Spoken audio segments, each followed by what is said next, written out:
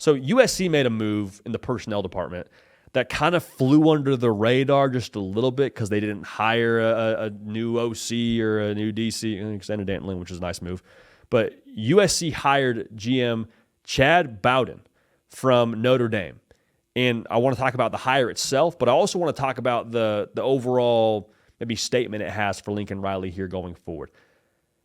Again, this is, I think, a pretty big deal in terms of the future of modern college football. Like the GM position is sort of newer to the space, but in the day and age of the portal, NIL, retaining your roster, all those things, having a dude at this position, like an absolute dog that Chad Bowden, from what I can tell, is, that's going to set you up for success in a pretty massive way. Look at what Notre Dame was this past year.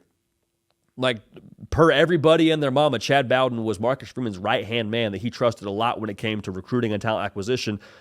Notre Dame just played for a national championship.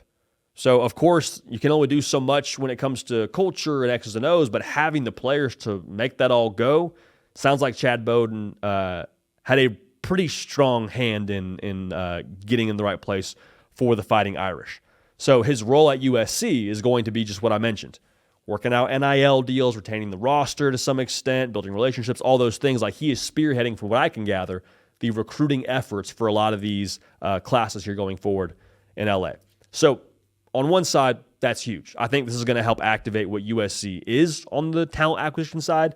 And it feels a little bit like, if you're USC, you've been waiting for a move like this. You've been waiting for something to get excited about on the going and getting dudes side of things for your football team. Because you look at USC at a 30,000-foot view, it's USC, it's LA, it's the NIL era. They should crush it right now. Like, if they get their ducks in a row, and it sounds like they've done more of that lately when it comes to getting NIL resources aligned, they should kill it, especially with the talent that exists in Southern California. Forget the state of California as a whole. Forget the national footprint. For USC to just win the state of California, that should be a layup every single year because of what I just said. NIL resources, LA.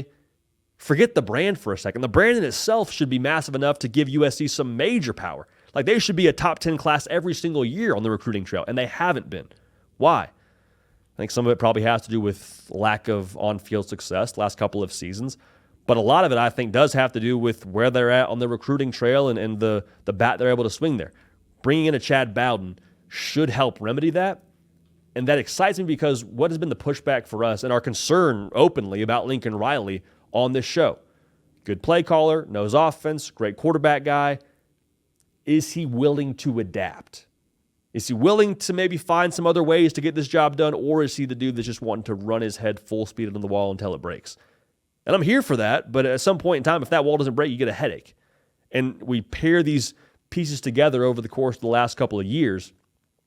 Lincoln Riley has shown a trajectory and a trend of adapting.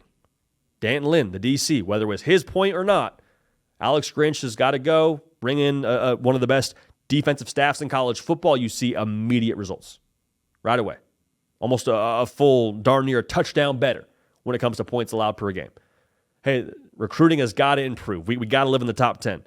What do? Go get one of the top GMs in college football from your rival, who, oh, by the way, just played for a national title. Adaptation. College football sickos, make sure you are subscribed right here to the On3 YouTube channel. On this show, The Hard Count, it's college football, nothing but college football all year round. Now, this show is brought to you by our friends over at PrizePicks. Daily fantasy, easy to use, easy to play, easy to withdraw what you win. Follow us here. Use code HARDCOUNT at PrizePicks.com. We're going to do our very best to make us all some money. Now, even if we don't, when you play with code HARDCOUNT at PrizePicks.com, make yourself $50 in promo funds to then go ball out the rest of this playoff. So again, code HARDCOUNT, $5 in lineups, gets you $50 in promo funds at PrizePicks.com. We appreciate y'all subscribing. We appreciate y'all using that code with our friends PrizePicks. USC is also in a spot, for what it's worth, where I think adapting and small moves like this, not small moves, but maybe like small tweaks like this, like hiring a GM, which again isn't small, but I think it's small in terms of how you read it on a headline. USC is a spot where things can change pretty quickly, is my gut on this. Like, I don't think that USC going forward, if they were to operate at max capacity, should ever, again, be outside the top 10 in recruiting rankings, should ever be outside the top 25 when it comes to on-field product. People want to go to USC, especially in Southern California. Like, you're looking for an excuse to go live in 70-plus degree weather in the winter. Like, you're looking for an excuse to have Huntington Beach right down there and Santa Monica up there and have movie stars. Like, you're looking for an excuse to go be there. Oh, by the way, it's got a hallowed tradition of elite college football having been played there. There's Heisman's in Heritage Hall all over, man. There's national title trophies there. Like, there's a track record of success. It's not something you have to imagine, hey, can we break in and be the first to get it done? No, it's USC. And that's the thing where I'm talking on this show and just feel like I'm taking crazy pills where I'm like, do we not understand this is USC? Like, forget the whole SEC bias for a second. I got USC bias to me, man, because I've seen what it looks like when it's humming. I've seen what it's like to activate Los Angeles and to have that entire city dialed the heck in to what happens on Saturday afternoons in the Coliseum. It's special. It's something else. It takes college football by storm in a lot of ways.